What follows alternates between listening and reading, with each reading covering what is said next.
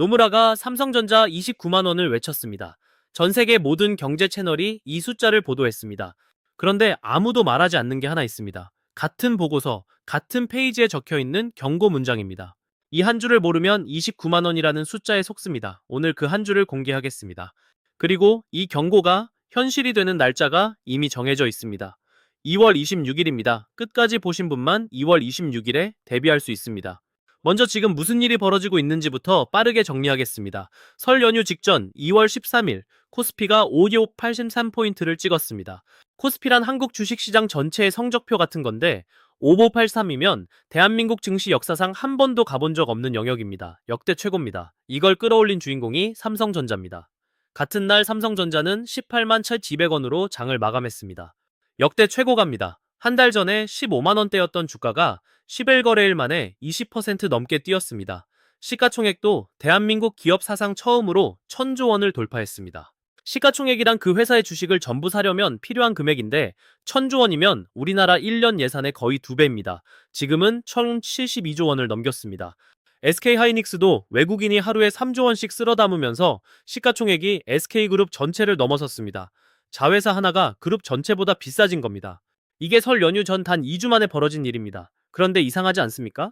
트럼프가 반도체에 관세 25%를 때리겠다고 위협하고 있고 인공지능 거품 아니냐는 우려가 전 세계에서 터져 나오고 있습니다. 관세란 외국에서 물건을 들여올 때 붙는 세금입니다. 한국이 미국에 반도체를 팔면 미국 정부가 가격의 25%를 세금으로 매기겠다는 건데 당연히 한국 반도체 회사들한테 불리한 소식입니다. 그런데도 주가가 폭등합니다. 관세 위협보다 훨씬 강력한 힘이 지금 시장을 밀어올리고 있다는 뜻입니다. 그 힘의 정체를 알면 지금 상황이 이해됩니다. 그런데 바로 이 힘이 동시에 함정이 됩니다. 그 이유는 잠시 뒤에 말씀드리겠습니다. 올해 1분기 1월부터 3월 사이에 디램 가격이 전분기 대비 90에서 95% 급등했습니다. 디램이란 스마트폰이나 컴퓨터에 들어가는 메모리 반도체입니다. 여러분 스마트폰에 램 8기가 입력기가 적혀 있는 거 있잖아요. 그게 디램입니다. 석 달 만에 가격이 거의 2배로 뛴 겁니다. 저장용 반도체인 낸드 플래시도 80에서 90% 올랐습니다. 여러분은 이 가격 폭등이 계속될 거라고 보십니까? 아니면 곧 꺾인다고 보십니까? 댓글로 남겨주십시오. 이게 오늘 영상의 핵심 질문입니다. 왜 이렇게 된 건지 한 문장으로 설명하겠습니다. 인공지능 때문입니다. 메타, 구글, 마이크로소프트, 아마존 같은 빅테크들이 AI 서버를 짓는데 역대급 돈을 쏟아붓고 있습니다. 메타 하나만 올해 160조 원에서 190조 원을 AI 인프라에 투자합니다. 이 AI 서버 안에는 엔비디아의 초고성능 칩이 들어가고 이 칩 안에는 반드시 초고속 메모리가 들어갑니다. 업계에서 HBM이라고 부르는 이 부품은 일반 D램보다 데이터를 훨씬 빠르게 주고받는 AI 전용 메모리입니다. 엔비디아 대형 시스템 하나에 이 부품이 576개, 금액으로 약 5억 원어치가 들어갑니다. 수요가 폭발하니까 삼성과 하이닉스가 일반 D램 공장을 이 AI 메모리 생산으로 전환하기 시작했고 일반 D램 공급이 줄면서 가격까지 같이 뛴 겁니다. AI 메모리도 오르고 일반 메모리도 오르고 메모리 반도체 전체가 동시에 폭등하는 현상, 이걸 슈퍼사이클이라고 합니다. 그리고 이 슈퍼사이클의 한가운데서 폭탄 두 개가 터졌습니다. 첫 번째 폭탄, 삼성전자가 세계 최초로 6세대 AI 메모리 양산에 성공했습니다. 2월 12일 발표입니다. 양산이란 시험이 아니라 공장에서 실제로 대량 생산한다는 뜻입니다. 5세대까지는 SK하이닉스가 압도적 1등이었습니다. 삼성은 한참 뒤처져 있었습니다. 그런데 6세대에서 삼성이 세계에서 가장 먼저 대량 생산을 시작한 겁니다. 판이 뒤집혔습니다. 이 6세대 메모리는 엔비디아의 차세대 AI 칩 베라 루빈에 들어갑니다. 3월에 정식 공개되는 이 칩은 기존 제품보다 AI 성능이 5배 높고 비용은 10분의 1입니다. 엔비디아가 이 칩을 팔면 팔수록 삼성의 6세대 메모리도 같이 팔립니다. 두 번째 폭탄, 일본 최대 투자은행 노무라가 보고서를 냈습니다. 제목이 메모리 킹 해즈 컴 투 레인, 메모리 제왕의 시대가 도래했다. 삼성전자 목표 주가 29만 원. 목표 주가란 전문가가 판단한 적정 가격입니다. 지금 18만 원인데 29만 원이면 60%를 더 올려야 합니다. SK하이닉스는 156만 원으로 상승 여력 77%입니다. 노무라가 29만 원을 부른 근거를 보겠습니다. 삼성전자의 올해 영업이익 전망치 203조 원, 영업이익이란 매출에서 원가를 뺀 순수한 이익입니다. 내년은 22조 원입니다. 만약 삼성이 실제로 22조 원을 벌면 이건 엔비디아를 제치고 지구상에서 가장 돈을 많이 버는 기업이 됩니다. 지금 세계 1위 엔비디아의 올해 예상 영업이익이 295조 원인데 삼성이 내년에 그걸 넘는 겁니다. 특히 올 1분기에 메모리 반도체 하나로만 44조 원을 벌 거라고 봤습니다. 작년에 삼성전자가 반도체, 스마트폰, TV, 가전 전부 합쳐서 1년간 번 돈이 43조 원입니다. 올해는 1분기 3개월 동안 메모리 하나로 그걸 넘기는 겁니다. 여기까지 들으면 당장 삼성전자를 사야 할 것 같습니다. 29만 원이면 지금 사도 60% 수익이니까요. 그런데 지금부터가 오늘 영상의 진짜 핵심입니다. 제가 처음에 말씀드린 노무라 보고서에서 아무도 주목하지 않은 경고 문장, 지금 공개하겠습니다. 노무라는 같은 보고서에 이렇게 적었습니다. 삼성전자의 6세대 메모리는 경쟁사 대비 성능이 우수할 것으로 판단되나 생산 비용은 더 높을 것으로 보인다. 이 한 문장이 왜 치명적이냐면 성능이 아무리 좋아도 만드는데 돈이 더 많이 들면 남는 게 적다는 뜻이기 때문입니다. 최번짜리 물건을 500원에 만들면 500원이 남습니다. 그런데 800원에 만들면 200원밖에 안 남습니다. 매출은 같은데 이익이 완전히 다릅니다. SK하이닉스는 이미 5세대에서 원가 경쟁력을 확보한 상태고 6세대에서도 엔비디아 물량의 3분의 D를 가져간 것으로 알려져 있습니다. 삼성이 세계 최초 양산이라는 타이틀을 땄지만 실제로 돈을 더 많이 버는 건 하이닉스일 수 있습니다. 이걸 한 발 더 들어가서 보겠습니다. 삼성전자가 6세대 메모리를 만들 때 최첨단 일치 공정 디램과 4나노 파운드리를 결합했습니다. 최첨단 기술을 두 개나 동시에 쓰는 건 성능 면에서는 최고지만 공정이 복잡해지면 불량률이 올라가고 단가가 높아집니다. SK하이닉스는 더 검증된 공정조합을 쓰면서 원가를 낮추는 전략을 택한 것으로 보입니다. 같은 제품을 팔아도 하이닉스는 500원을 남기고 삼성은 300원을 남기는 구조가 될 수 있다는 겁니다. 이건 단순히 두 회사의 차이만의 문제가 아닙니다. 삼성전자의 영업이익 전망치 243조 원은 메모리 가격이 지금처럼 높은 상태가 유지된다는 전제 위에 서 있습니다. 만약 삼성의 원가가 높아서 이익률이 기대보다 낮게 나오면 243조 원이라는 숫자가 흔들리고 그러면 29만 원이라는 목표가도 같이 무너집니다. 그리고 이것보다 더 무서운 위험이 있습니다. 반도체 이익 정점론입니다. 한 경제 매거진이 이런 경고를 했습니다. 모두가 환호하는 최대 실적이 오히려 위험 신호일 수 있다고. 반도체는 사이클 산업입니다. 사이클 산업이란 좋을 때가 있으면 반드시 나쁠 때가 온다는 뜻입니다. 이익이 꼭대기를 찍으면 그 다음부터는 내려갈 일만 남습니다. 주식시장은 이걸 미리 반영합니다. 이익이 실제로 줄어들기 전에 주가가 먼저 빠집니다. 2026년이 바로 그 꼭대기의 해일 수 있다는 경고가 나오고 있습니다. 여기에 AI 거품 붕괴 가능성까지 겹칩니다. 전 세계 금융 위험을 분석하는 국제금융센터가 2월 글로벌 최대 리스크로 AI 거품과 위험 자산 가격 조정을 꼽았습니다. 발생 가능성 매우 높음, 영향력 매우 높음입니다. 거품이란 실제 가치보다 가격이 과도하게 부풀려진 상태를 말합니다.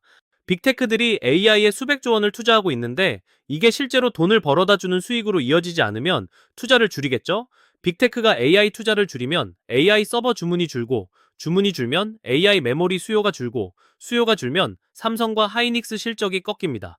이 연쇄 반응이 현실이 되는 순간 지금의 18만 원은 꿈이 됩니다. 그런데 이 모든 리스크를 한 번에 확인할 수 있는 날이 있습니다. 2월 26일입니다. 이날이 올해 가장 중요한 하루인 이유를 지금부터 설명드리겠습니다. 내일 2월 19일 목요일에 한국 주식시장이 설 연휴 후 처음으로 열립니다. 그리고 정확히 일주일 뒤에 핵폭탄급 이벤트 두 개가 같은 날 터집니다. 첫 번째, 엔비디아 4분기 실적 발표입니다. 한국 시간 2월 26일 오전 7시 전문가 평균 전망치는 매출 655억 7천만 달러, 한국 돈으로 약 92조 원입니다. 3분기에 570억 달러였으니 650억 달러 이상이면 역대 최고 분기입니다. 그런데 이번 분기 숫자는 중요하지 않습니다. 진짜 핵심은 엔비디아 CEO 젠슨 황의 입에서 나올 다음 분기 전망입니다. 회사가 직접 내놓는 미래 실적 예상치를 가이던스라고 하는데 다음 분기 매출 전망과 차세대 칩 베라 루빈의 주문 상황, 이 두 마디가 한국 반도체의 운명을 정합니다. 젠슨 황이 수요가 공급을 압도적으로 초과한다고 말하면 AI 거품론은 한 방에 사라지고 삼성과 하이닉스는 더 올라갑니다. 반대로 수요 증가 속도가 둔화되고 있다는 뉘앙스가 나오면 AI 거품에 불이 붙고 다음날 한국 시장이 흔들립니다. 그리고 아까 말씀드린 디램 가격 90% 폭등이 함정이 되는 이유가 바로 여기서 연결됩니다.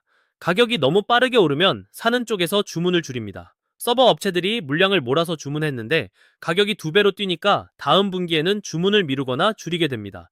엔비디아가 실적 발표에서 이런 신호를 내비치면 디램 가격 90% 급등이 바로 정점 신호로 해석됩니다.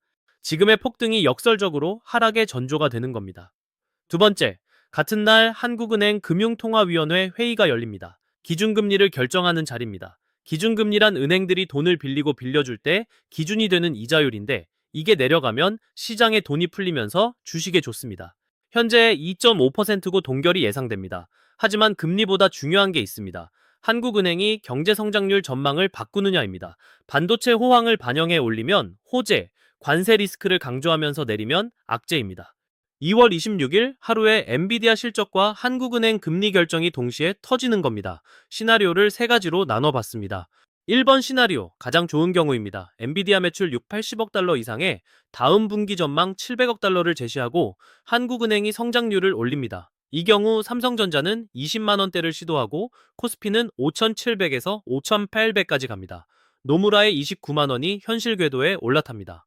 2번 시나리오, 보통의 경우입니다. 엔비디아가 예상에 부합하는 실적을 내놓고 한국은행이 금리를 동결합니다. 삼성전자는 17만 원에서 18만 원대에서 횡보합니다. 3번 시나리오, 가장 나쁜 경우인데 이 시나리오가 현실이 되면 연쇄 반응이 터집니다. 엔비디아가 이번 분기는 맞추지만 다음 분기 전망을 보수적으로 내놓습니다. AI 수요 둔화 신호입니다.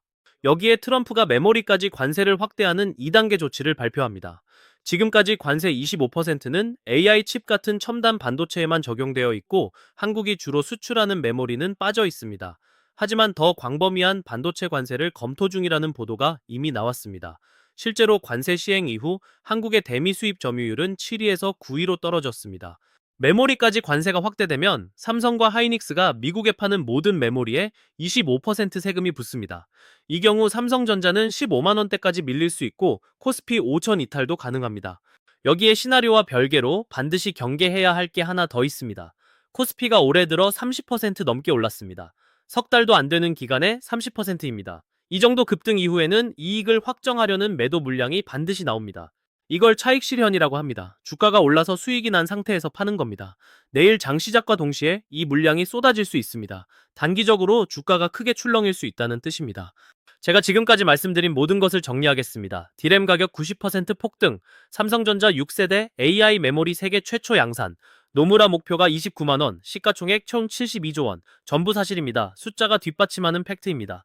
하지만 같은 보고서에 숨어있는 원가 경고, 반도체 이익이 정점을 찍을 수 있다는 사이클론, AI 거품 붕괴 가능성, 트럼프 관세 2단계, 디램 가격 급등 자체가 하락의 전조일 수 있다는 역설, 이것도 전부 사실입니다. 그리고 이 두 개의 사실이 충돌하는 날이 2월 26일입니다.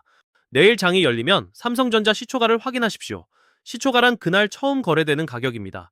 18만 5천 원 위에서 시작하면 시장이 1번 시나리오를 기대하고 있다는 신호입니다. 17만 5천 원 밑에서 시작하면 시장이 3번 시나리오를 걱정하고 있다는 경고입니다. 이 숫자 두 개만 기억하십시오. 18만 5천 원과 17만 5천 원입니다. 마지막으로 제 판단을 말씀드리겠습니다. 저는 이번에 가운데가 없다고 봅니다.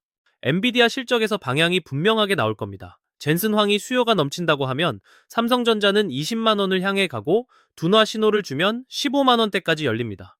보통의 경우, 그러니까 아무 일 없이 지나가는 시나리오가 올 가능성은 낮습니다. 왜냐하면 지금 시장에 쌓인 기대가 너무 크기 때문입니다. 디램 90% 폭등, 노무라 29만원, 1분기 44조 원.